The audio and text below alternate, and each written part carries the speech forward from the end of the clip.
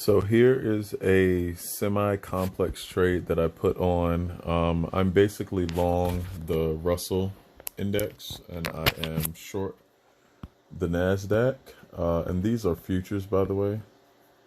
So this is the NASDAQ trade. This is the Russell trade. And with the Russell trade, I don't know, hold on, give me one sec. Okay.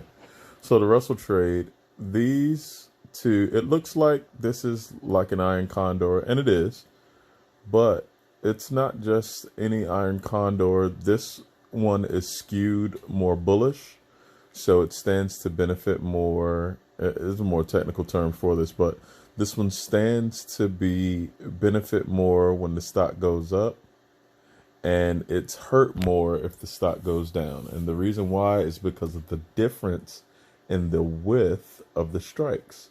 The two calls are only 5 points away, and the two puts are 20 points away. 2140, 2160, 2225, 2230. And then for the NASDAQ, I just made those 50 away. This is mini, NASDAQ mini. That's why it's a pretty small position.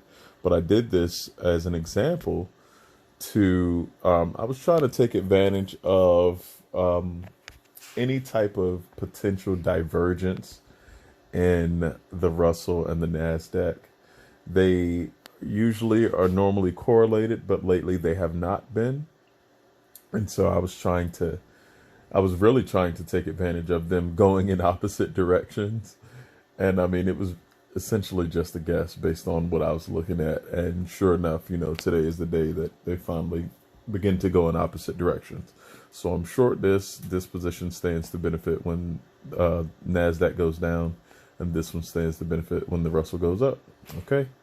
I hope that helps somebody. It probably doesn't, but when you find two pairs that have a specific relationship, that you know their relationship, you know how they're correlated, you can put on a trade that benefits when either they go back to normal or they diverge from one another even more. Okay. Hope this helps somebody.